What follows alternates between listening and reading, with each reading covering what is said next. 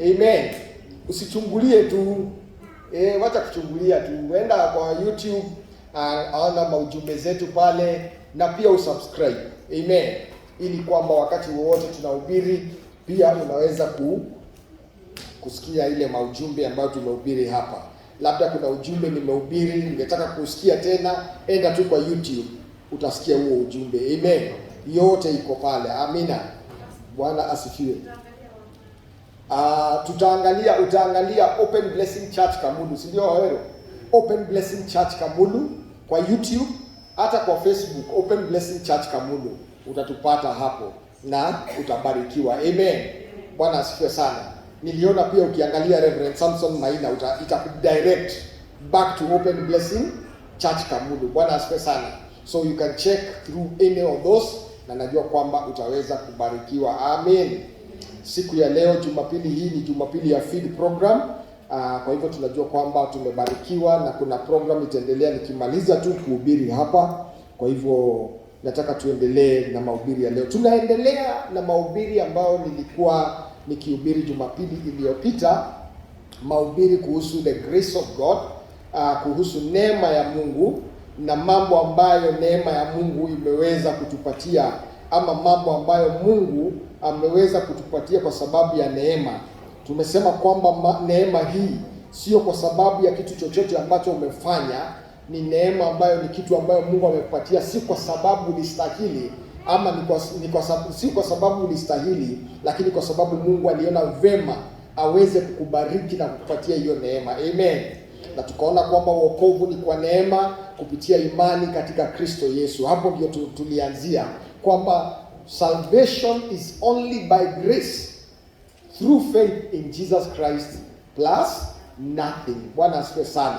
Wokovu ni kwa neema peke yake kupitia imani katika Kristo Yesu bila kuongeza kitu kingine. Na tukaongea mambo ya neema, vile ambavyo Mungu ametuneemesha. Tukaona kwamba kuna ile inaitwa common grace, neema ambayo ni ya watu wote. Kukiwaka jua kila mtu ana benefit, kukinyesha inasaidia kila mtu. Hiyo ni neema ya kila mtu. Bwana asifiwe sana.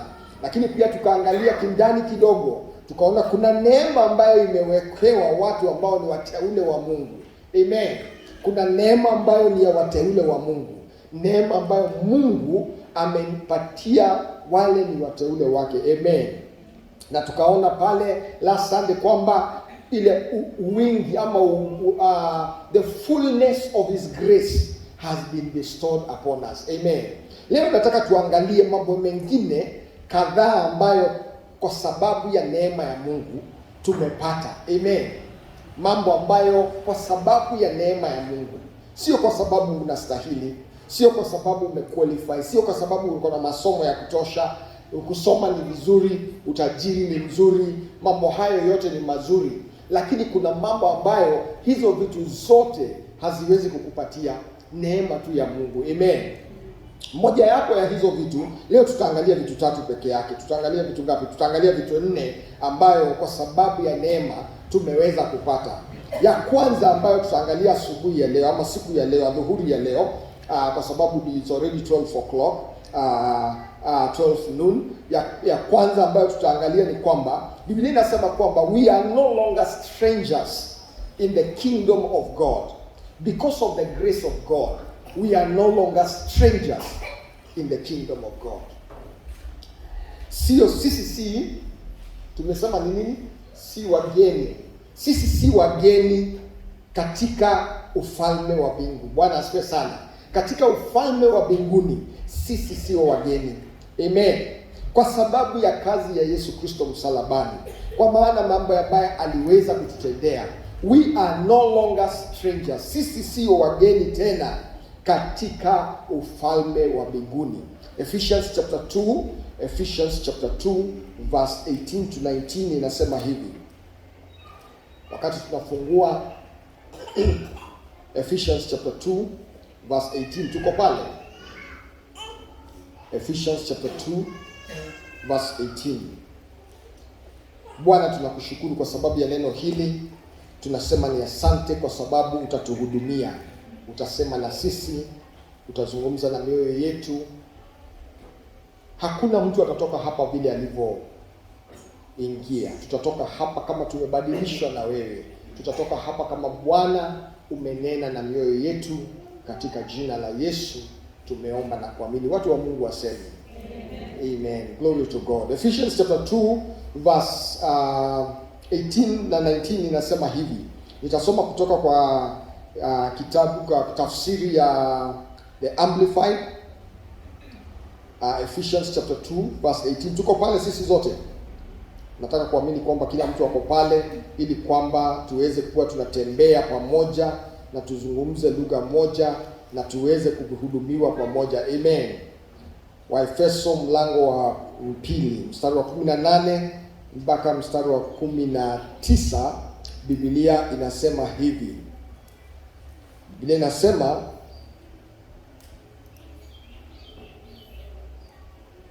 for through him we both have access to the Father by one Spirit. Kwa hivyo kupitia nani? Kupitia Yesu Kristo we have access to the Father. Tuko na nafasi ya kuwa na Baba Mungu kupitia kwa Roho wake. Consequently, we are no longer foreigners and strangers, but fellow citizens with God's people and also members of his household. Consequently, we are no longer foreigners or strangers. Biblia inatuambia kwamba sisi sio wageni. Okay, sasa foreigners and strangers, I don't know. Karaoke, Biblia yako inasema nini ya Kiswahili? Mstari wa 19.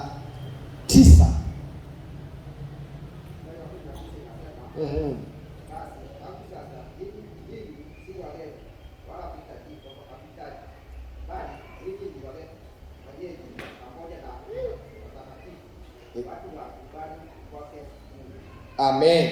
Sisi sio wageni wala wapita njia. Unajua mgeni ama mpita njia, kuna haki ya una. Si ni kweli? Mtu akikuja kukutembelea ama ni mpita njia, kuna vitu ambavyo hawezi kufurahia katika nyumba yako kwa sababu yeye ni mgeni. Ama kuna certain rights ambazo hana kama mgeni. Si ni kweli? Kwa sababu yeye ako pale kwa muda kidogo, alafu atoke aende zake. Mpita njia pia hivyo. Ni mtu tu ako njia zake anaelekea, lakini amesimama labda akunywe maji, umsaidie na maji, ama kama ako na njaa umpatie chakula kidogo. Akishamaliza shughuli yake imeisha, afanye nini? Aendelee na safari. Si ni kweli? Lakini sasa sisi kwa sababu ya Kristo Yesu, sisi si wageni katika ufalme wa mbinguni, wala sisi si wapita njia. Bwana Yesu asifiwe sana. Sisi ni pamoja, tuko pamoja na wale wenye ambao wako na haki katika nyumba ya Mungu. Bwana asifiwe sana. Kwa hivyo kama watu wale ambao wako na haki kwa nyumba ya Mungu, kama Mungu amesema wamebarikiwa hivi, sisi ni sehemu hiyo, kwa sababu sisi hatupiti, tumekuja na tumekaa kwa sababu ya Kristo Yesu. Neema ambayo Yesu Kristo alitukirimia inatufanya kwamba sisi si wapita njia. Hatupiti, hatuchungulii, hatuangalii, hatujaribu. Sisi ni wenyeji. Bwana asifiwe sana. Na mwenyeji ako na haki fulani. As a citizen, kama wewe ni citizen wa nchi ya Kenya, kuna haki ambazo tuko nazo. Si kweli? Katiba ya Kenya imetupatia haki fulani kama wenyeji wa nchi hii. Kuna mambo ambayo hauwezi kunifanyia ama kunitendea kama citizen wa nchi hii, kwa sababu nimelindwa na katiba ya Kenya, na hiyo katiba inasema kwamba hata serikali ya Kenya inafaa kunilinda. Si ni kweli? Ndio maana hata mwizi akikuja kuiba kwako, upige simu, siku hizi tunapiganga 999 ama tunapiganga nini? sijui tunapiganga namba gani tukitafuta polisi. Polisi lazima akuje anilinde, kwa sababu katiba ya Kenya inasema kwamba ninastahili kulindwa. Bwana asifiwe sana. Hiyo si ati polisi anifanyii favor. Ni haki yangu. Kwa nini? Mimi si mgeni wala mimi si mpita njia. Mimi ni mwenyeji wa nchi ya Kenya, na katiba ya Kenya inanipatia nguvu na mamlaka ya kulindwa. Haleluya. Sasa mimi sio mpita njia katika ufalme wa mbinguni. Ndugu yangu, mimi si mpita njia na mimi si mgeni. Katiba ya mbinguni imenipatia haki ya zile vitu nafaa kuwa nazo. Bwana asifiwe sana. Kile ambacho kimeandikwa katika hili neno, hii ni haki yangu kama mtoto wa Mungu. I am a citizen together with the household of faith, together with the people of God. Kwa hivyo wale ambao ni wenye nchi wakiambiwa wasimame, pia mimi nasimama. Si Wakenya wakiambiwa wasimame, hata wewe unasimamanga. Wale ambao ni citizens wa mbinguni wakiambiwa wasimame wabarikiwe, wewe unafaa kusimama, kwa sababu neema ya Kristo Yesu imekupatia uwezo. You are no longer a stranger or a foreigner in the kingdom of God. That is, kama umeokoka. Hallelujah.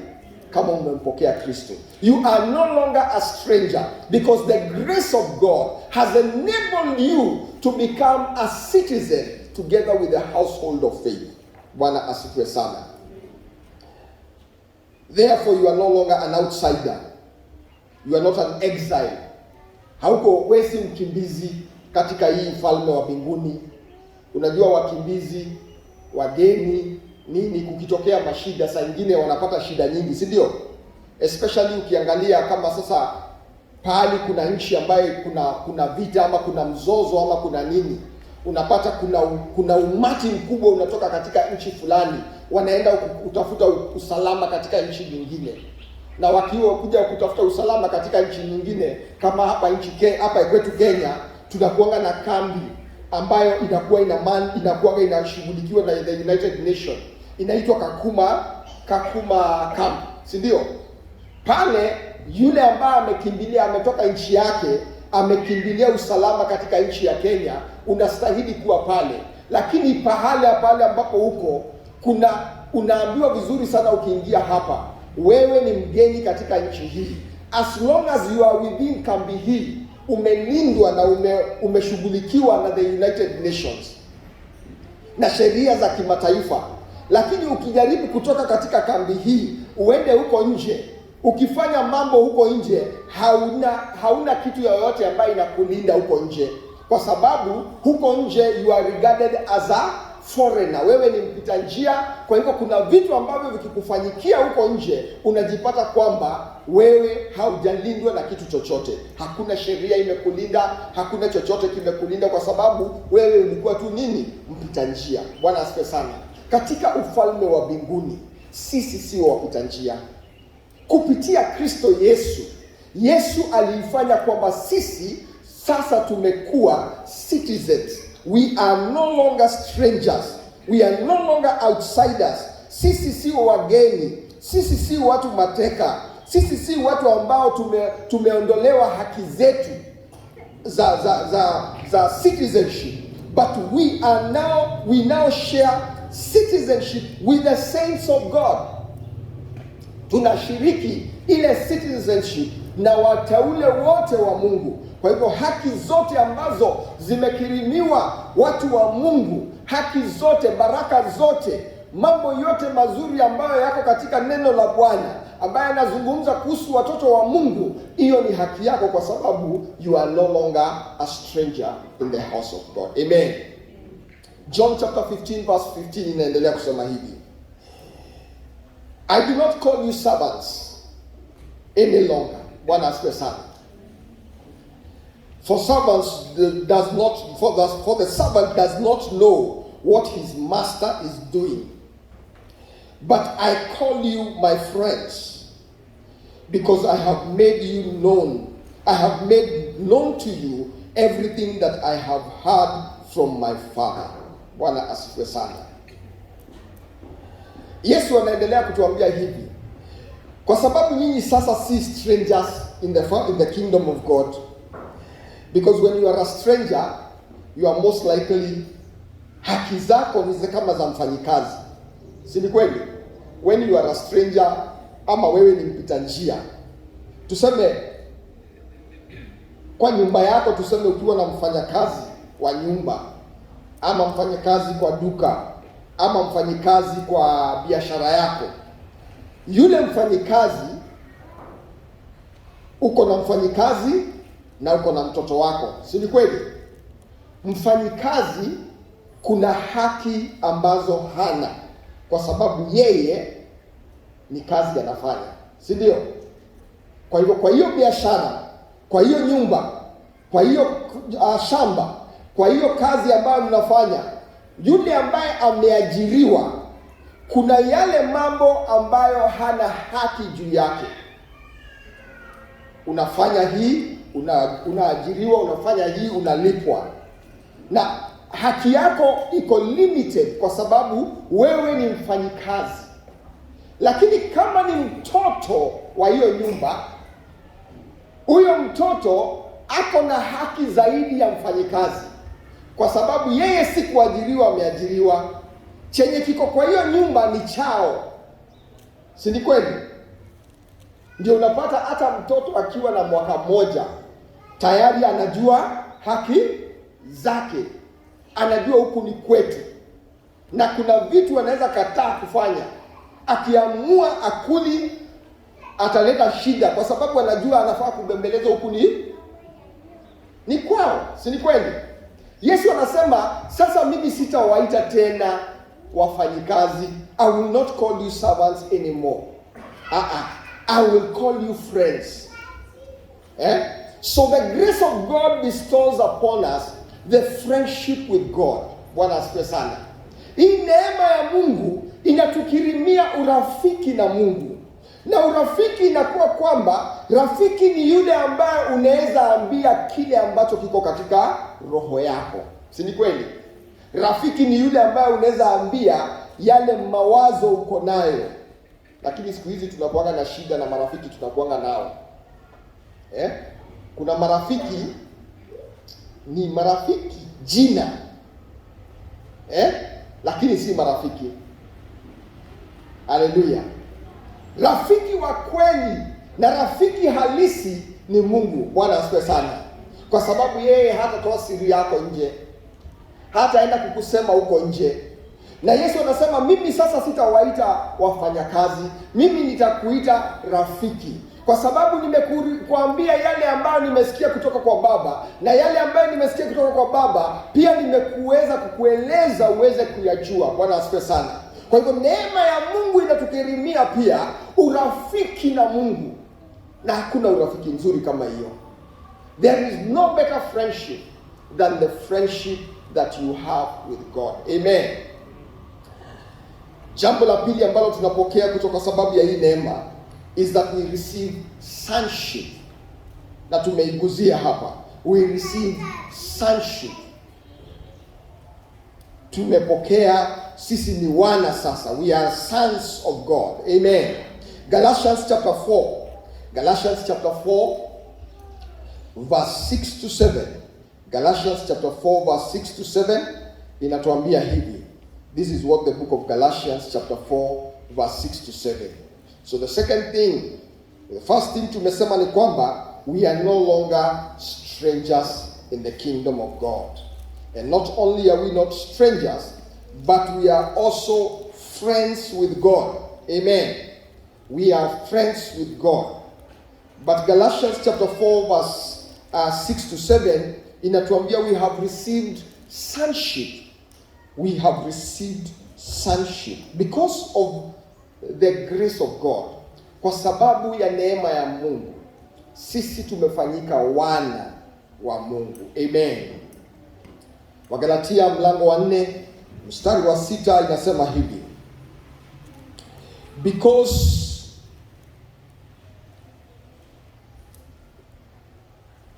because you are his sons, God sent the Spirit of his Son into your hearts, into our hearts. The Spirit who calls out, Abba, Father. So you are no longer slaves. Bwana asifiwe sana. Kwa hivyo kabla tujuane na Mungu, kabla neema hii kuje, sisi tulikuwa watumwa. Tulikuwa nini? Watumwa. Lakini Wagalatia, Paulo anaambia Wagalatia, kwa sababu ya neema ya Kristo Yesu tumepokea na tumekirimiwa ile sonship. Sisi sasa si watumwa tena, sisi ni wana wa Mungu. Bwana asifiwe sana. We are no longer strangers, we are no longer slaves, but God's child. And since you are his child, God has made you an heir. Bwana asifiwe sana. Now, hapo ndio utofauti ya mfanyakazi na mwana zinakujia. Amen. Unaweza fanyia mtu kazi miaka 40, lakini kama wewe si mtoto wake, hauwezi mrithi. Ukweli ama si ukweli? Unaweza kuwa mfanyakazi mzuri sana na unaleta mamilioni ya pesa kwa hiyo biashara, lakini nataka ukumbuke kwamba wewe ni kuajiriwa, umeajiriwa. Ni kweli? Na hiyo mali yote umefanyia kazi, kuna yule ambaye anafaa kufanya nini? Kurithi. Haleluya. Bwana Yesu asifiwe sana. Na hiyo ndio inafaa kukuambia pia wewe kama mtu, na kama wewe ni mshirika wa hii kanisa na umeajiriwa, ukiendelea kufanya hiyo kazi ya kuajiriwa, pia ukuwe na side hustle. Kama inawezekana, unakuwa na side hustle. Na kama hauwezi kuwa na side hustle, uanze kujipanga kwamba siku nitafanya kazi mpaka muda fulani, alafu kisha baadaye hata mimi nitakuwa na biashara yangu. Bwana asifiwe sana. Usitake tu kuajiriwa na kukaa kama umeajiriwa. Tunataka watu waendelee. Tunataka watu wanawiri. Tunataka uone mbele, huko mbele. Tunataka ukuwe na kitu ambayo watoto wako wanaweza rithi. Haleluya. Bwana Yesu asifiwe sana. Glory to God. Na hii nawaambia out of experience. Tafadhali usitosheke kufanya kazi maisha yako, kuajiriwa maisha yako yote.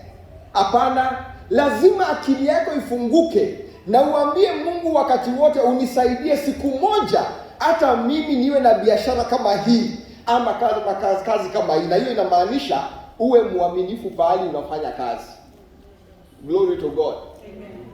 Kwa sababu kama wewe si mwaminifu hapo unafanya, siku moja Mungu atakupatia biashara kama hiyo.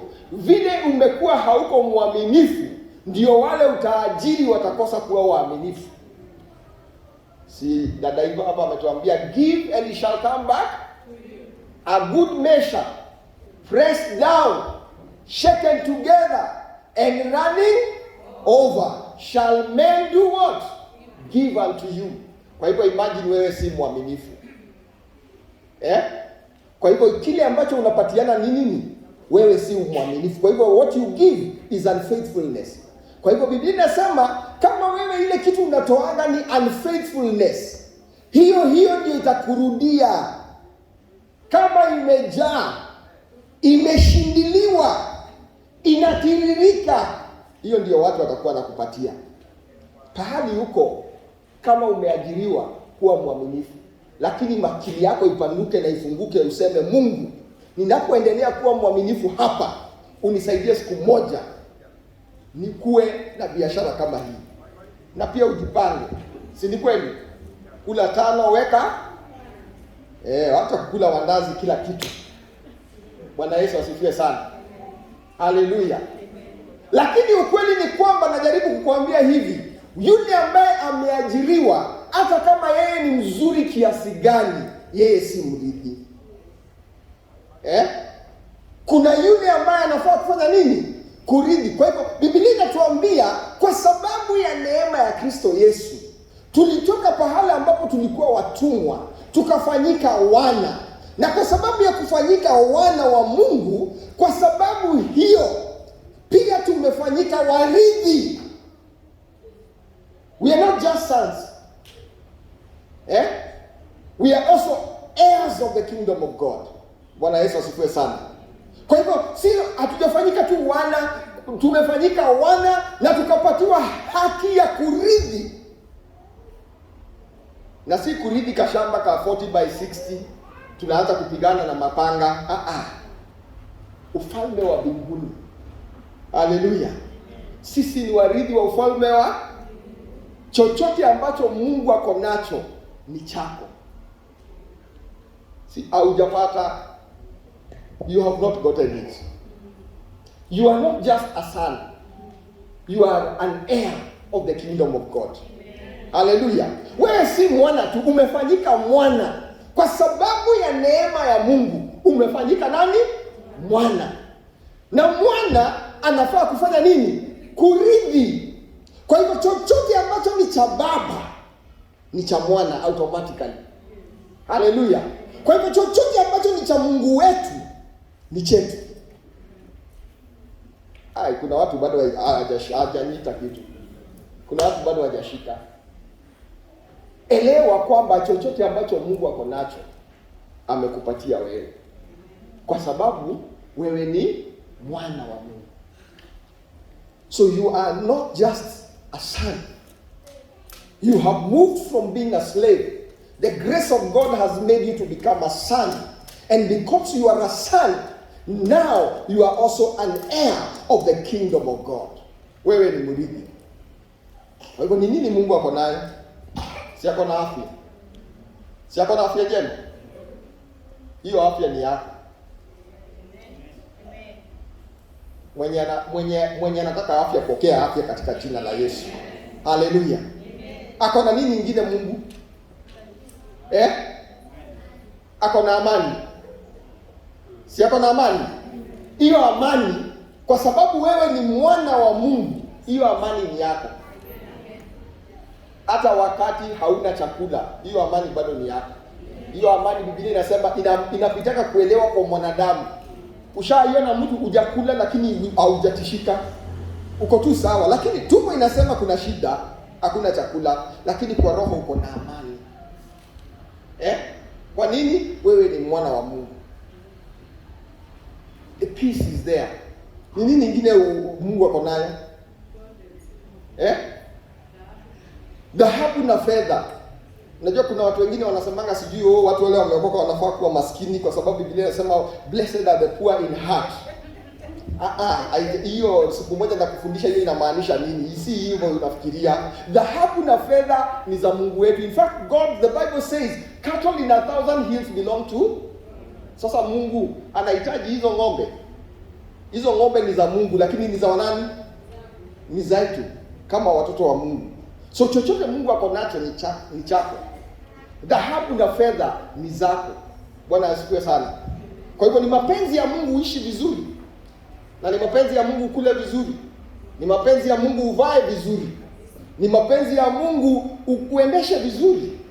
Mimi nangojea tukue na magari kama hii ya ndugu Wawero.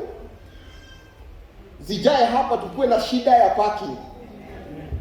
Hiyo ndio ombi naomba. Tukue na shida ya parking.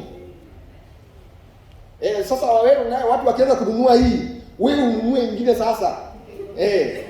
Ukue wanaitangwa nani? Wanaitangwa pesetas. Wakinunua hii, wewe una transfer unanunua nyingine. Bwana asifiwe sana. Because ni mapenzi ya Mungu kila mmoja wetu tuishi vizuri. Bwana Yesu asifiwe sana.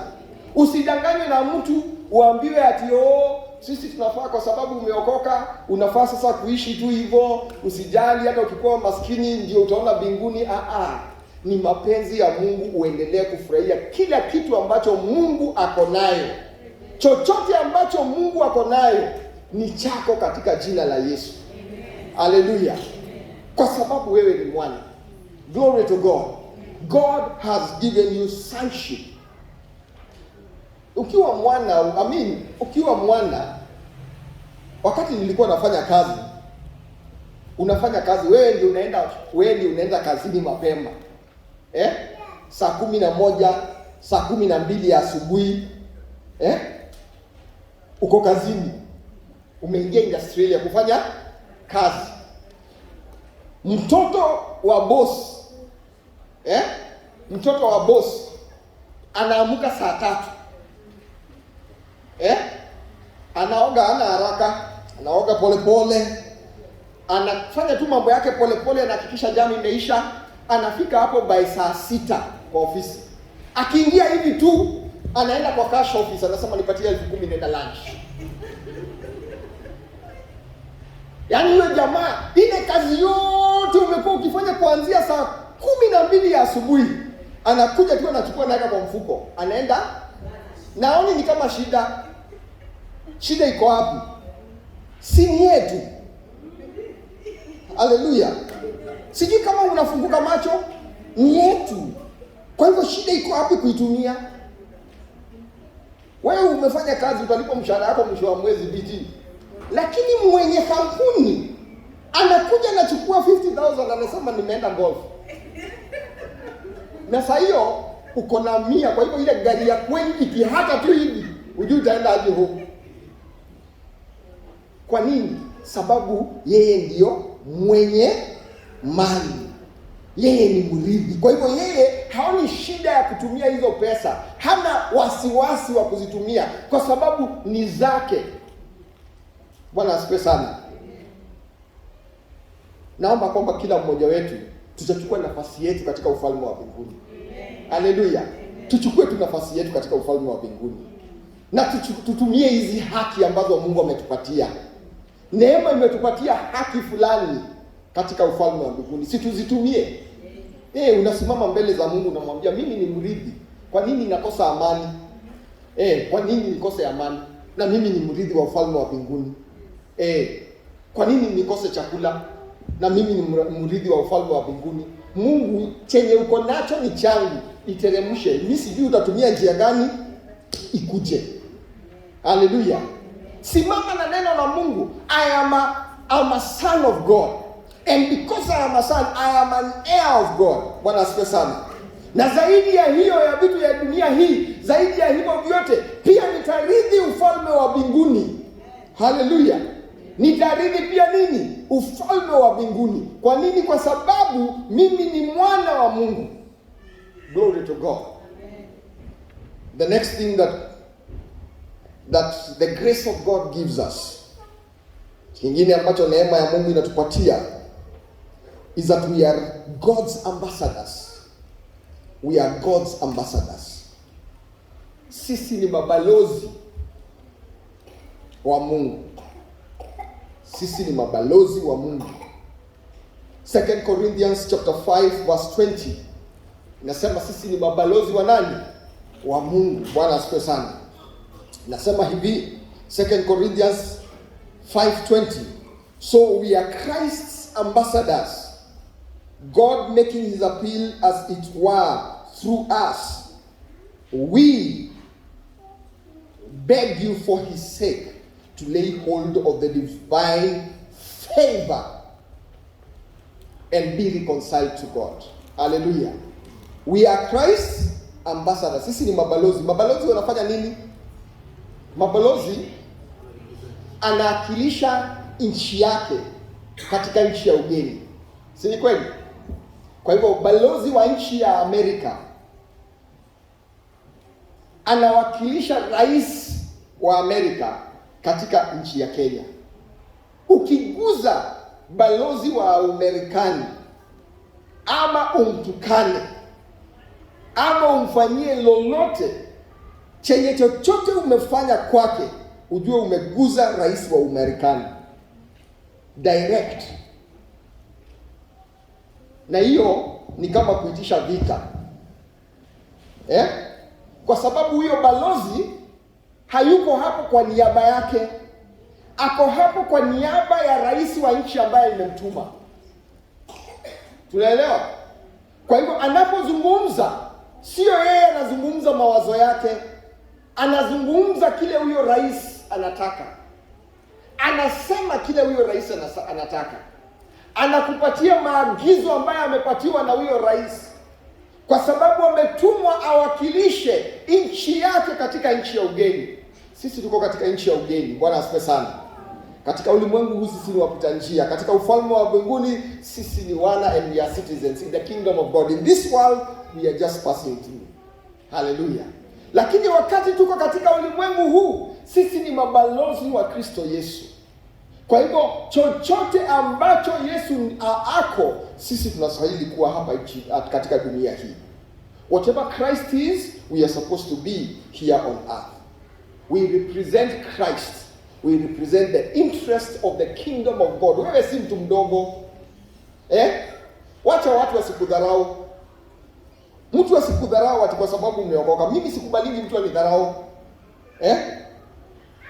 Siku moja nilienda pahali nikasikia mtu akisema, alikuwa ananiambia ajui ati mimi nimeokoka. Ananiambia mimi hao watu wa wokovu, watu wanasemanga wameokoka, sijui nini. Akaongea nikawacha akaongea, nikamwambia sasa, kwa sababu tulikuwa tumekutana kidogo na tumefanya kazi kidogo na yeye, na akajua mimi nafanya kazi kiasi gani ama mnafanya kazi style gani, na akajua mimi sinanga shortcut, lazima tufanye kazi style fulani hii.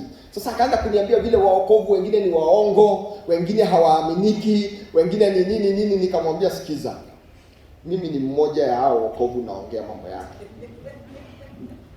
Bwana asifiwe sana. Na mimi sijui naongea kuhusu wokovu wa gani, lakini wale mimi najua wao ni watu waaminifu. Wale waokovu mimi najua wanaaminika. Wale waokovu mimi najua ni mtu ambaye unaweza fanya kazi naye bila wasiwasi. Nataka kuamini wewe ni mmoja hao watu ambao ukifanya kazi na mtu ana wasiwasi. Amen.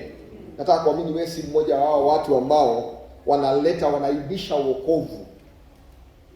Nataka kuamini you are an honest, faithful person in whatever you do. In all your dealings, wewe ni mtu mwaminifu. Unafanya mambo yako vile inastahili. Usiaibishe ufalme wa mbinguni, kwa sababu wewe ni balozi wa ufalme wa mbinguni. Na sisi ufalme huu wetu wa mbinguni, sisi si watu waongo. Amen. Sisi si watu wa mshene. Amen. Haleluya. Sisi si watu wa mshene. Haleluya. Sisi si watu wa uongo. Haleluya. Sababu sisi ni mabalozi. Na sisi si watu wa kuongea hivi vitu ndogo. Sisi tunaongea mambo kubwa. Wacha kufikiria vitu ndogo. Fikiria vitu kubwa. Haleluya. Wacha kufikiria vitu ndogo huku hivi. Ile ufalme unawakilisha si ufalme ndogo. Bwana Yesu asifiwe sana. Hebu imagine wewe ni ambassador wa Amerika hapa Kenya. Na watu wakisema bottom up, bottom down, wengine wakisema tanga kieleweke, utaona ati ambassador wa Amerika pia ako huko anatembea kwa mtaani akisema wheelbarrow, alafu apitia hapo akisema kieleweke, aseme kitaeleweka, tangwa. Wewe utachukulia huyo mtu aje? Tunaongea mambo ya balozi wa Amerika, amekuja kujihusisha na vitu azimuhusu. Si utaona huyo mtu ni mchezo uko nayo. Si hata utadharau yeye sana. Unadharau? Si ndio? Utadharau kabisa. Na utadharau hata hiyo nchi yao. Utaona hao watu ni bure kabisa. Unajua kuna ambassador mwingine tulikuwa naye wa Amerika. Alikuwa anaenda kukula motura huko hivyo nini kia Michael. Alikuwa anaitwa Smith Hempston. Smith Hempston alikuwa amefika pahali akasahau yeye ni ambassador wa Amerika. Kwanza si nchi ndogo. Amejihusisha mpaka zile vitu hastahili kuwa anaenda kukula motura huko kia Michael huko. Na si ati huko kia Michael ni shida, si kubaya, lakini kuna standard ambayo imewekwa ukilingana na ni unawakilisha nani. Kuna sehemu zingine hufai kuenda.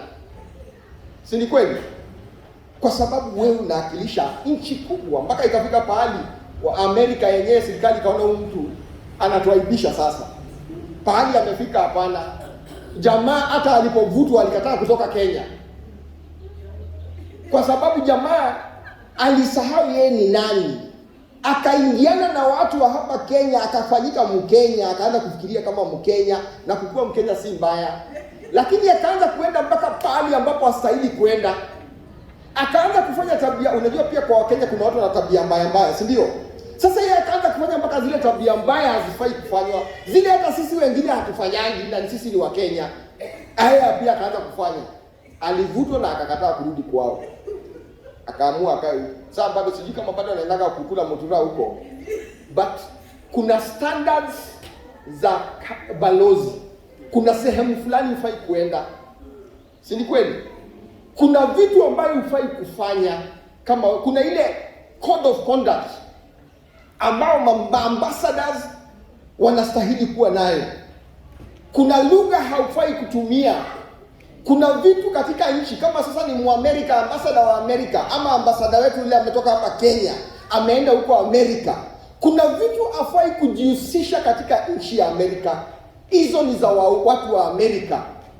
Hafai kujihusisha na hizo. Kuna zile anafaa kujihusisha nazo, lakini kuna vitu ambavyo hafai kujihusisha, kwa sababu yeye ni balozi. Hivyo ndivyo ilivyo hata sisi. Sisi ni mabalozi wa wapi? Wa mbinguni. Kuna mambo hatufai kujihusisha nayo. Hiyo ni ya hapa chini. Na ligi yetu ni ya wapi? Ni ya juu. Bwana asifiwe sana. Wale wanapenda kadanda. Ndugu kale, unapenda mkadanda? Si wewe si mtu mfano wa kadanda. Kuna wale wanapenda kadanda. Nasikianga kuna ligi, unaambiwa hii ligi yetu ni ya huku juu. Kuna mambo hatufai kujihusisha nayo, kwa sababu sisi ni mabalozi wa Kristo Yesu. Chochote ambacho unafanya kinawakilisha Yesu. Ukitukana mtu huko nje, ujue unawakilisha nani? Yesu. Kama ni kitu umefanya kibaya, unamwaibisha huyo Yesu. Ukifanya kitu kizuri, unatukuza huyo Yesu. Wewe ni balozi. Na pia balozi wanakuanga na privilege. Bwana asifiwe sana. Balozi hawezi enda kupanga line kwa airport. Si ndio? Si ndio maana unasikia kuna kuanga kitu inaitwa diplomatic passport. Si ndio? Yeye akifika kwa airport, nyinyi mkipanga line sijui muangaliwe ndugu Karioki. Yeye anakuja tu kama ameenda tu. Anaonyesha karatasi yake, shwa. Wewe ngangana hapo na masanduku zako, sijui na nini. Yeye ako na haki fulani ambazo zinamruhusu akuje kama ameingia. Akiingia Nairobi, wakati wewe unapaka gari yako Nairobi unakuta imewekwa machuma, hauwezi ona gari ya diplomat imewekwa chuma na kanjo. Na kuambia ukijaribu tu kuweka hiyo chuma hivi, unavutiwa kwa hewa. Hata wewe mwenyewe unajua kuna pahali hata ungoje kuvutwa, unajivuta. Ukijua ni nani umeguza, ujue tu ni nani nimeguza, na ile shida itatokea, because unapigia kwa simu na ule mtu hajawahi kukupigia.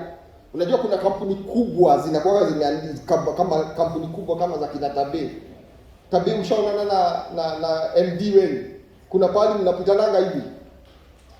Sasa imagine siku moja amekupigia hivi, utafikiria aje? Unajua leo either ninapandishwa ngazi ama kazi mambo ni mbili. Kwa sababu ule diplomat kuna vitu amepatiwa haki. Akiingia Nairobi anaweza weka gari pahali popote. Pahali ambapo wewe unafaa kulipa ni 300 siku hizi. Pahali unafaa kulipa parking ni 300, yeye ataweka hapo na hata ulizwa na mtu. Hata lipishwa na hiyo gari itaguzwa. Kwanza inafaa ilindwe. Kwa sababu hata ikikutikana kioo imepotea, county government ya Nairobi itasema kioo ya ambassador ilipotelea wapi. Wacha hivyo, unasikia vitu vimepotea Nairobi na ipatikani, hiyo itapatikana. Itapatikana. Wewe unasikia siku moja gold ilikuja Kenya. Kuna wakati gold ilikuja hapa Kenya kama imetoka Kongo. Kufika Jomo Kenyatta Airport, hiyo gold ikapotea wakati wa Mwai Kibaki. Gold ikapotelea tu hapo airport. Na ilikuwa inaelekea Belgium. Sasa hiyo gold vile ilipotea hivyo, President Kabila wa Kongo akajileta yeye mwenyewe kutafuta gold yake bila hata kuambia, hata hakufuata ile channel ya diplomacy, sijui unapigia president mwenzako na mwambia nimekuja Kenya ama nakuja Kenya, kuna shida fulani. kwa sababu hiyo ndio njia inafaa kutumika, si ndio? Kama wewe ni rais, unapigia rais mwenzako na mwambia nakuja kwa sababu ya hii. Yeye alikuja, amesikia gold imepotea, alijileta yeye mwenyewe. Within 2 hours hiyo gold ilipatikana yote, na sio kupatikana tu, ikawekwa kwa ndege na ikaelekea kule ilikuwa inafaa kwenda, kwa sababu huyo mtu anajua haki zake, anajua nafaa. Kama imepotea Kenya, nitaenda huko. Na unajua hiyo inamaanisha nini? Hiyo gold isipopatikana, hiyo ni nini? Ni vita. Mnanielewa? Wewe ni balozi wa ufalme wa mbinguni.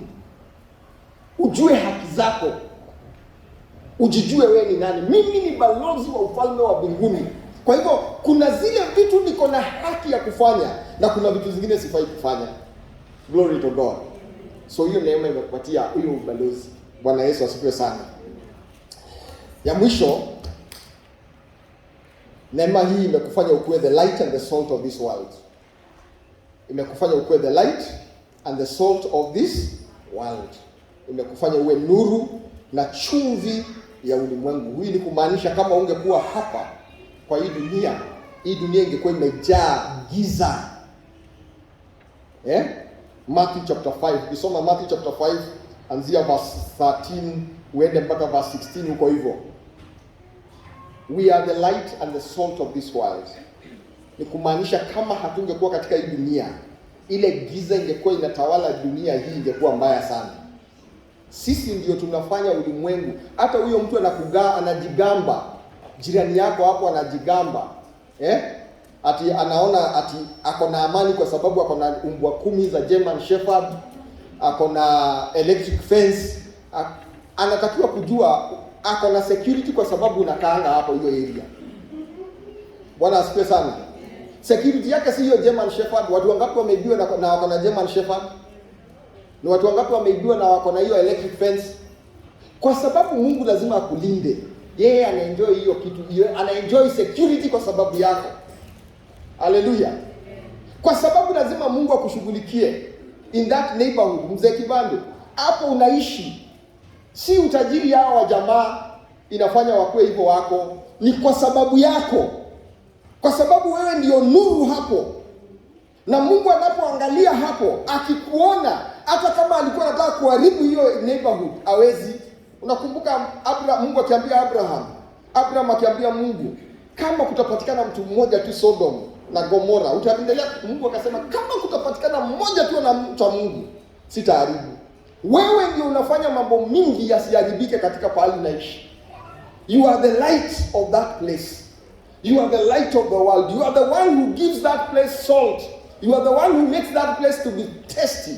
Watu wa dunia wanaweza kosa kuelewa hivyo.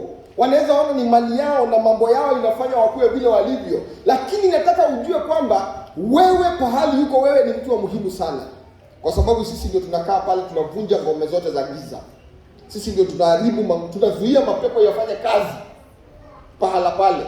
Sisi ndio tunaombea wagonjwa, watu wapone.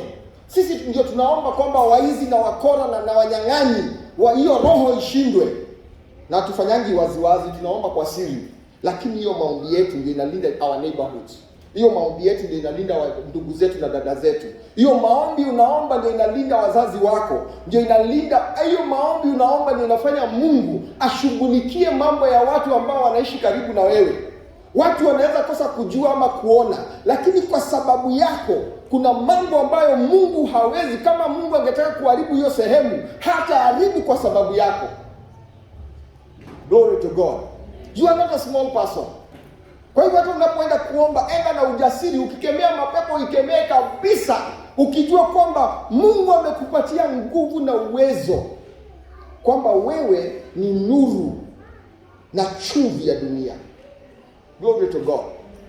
So you are not a small person. Know that the grace of God has bestowed upon you the ability to become the light and the salt of this world. So wherever you go, enda na ujasiri. Hallelujah. Enda na ujasiri ukijua kwamba hapa niko, watu watabarikiwa kwa sababu yangu. Amen. Because God has to take care of you. And because he has to take care of you, he has to take care of everybody else. Glory to God. Father, we thank you. Tunamshukuru na kusema ni asante.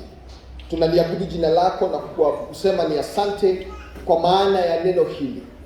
Ninaomba kwamba neema hii ikaweze Bwana kufunuka katika maisha yetu na mawazo yetu, tuweze kuelewa kile ambacho umetukirimia Bwana. The fullness of your grace, Lord, may you bless every one of us. Naomba Bwana utubariki, utuwezeshe, ufungue macho yetu tuweze kuona na kuelewa kile ambacho umetukirimia Bwana. Utubariki na utuonekanie mfalme wa wafalme. Now in the mighty name of Jesus, I want to pray that God is going to bless you in all that you do. May the Lord God Almighty bless you as you go out and as you come in. May the Lord bless the work of your hands. May the Lord bless you and bless all that you find to do in the mighty name of Jesus.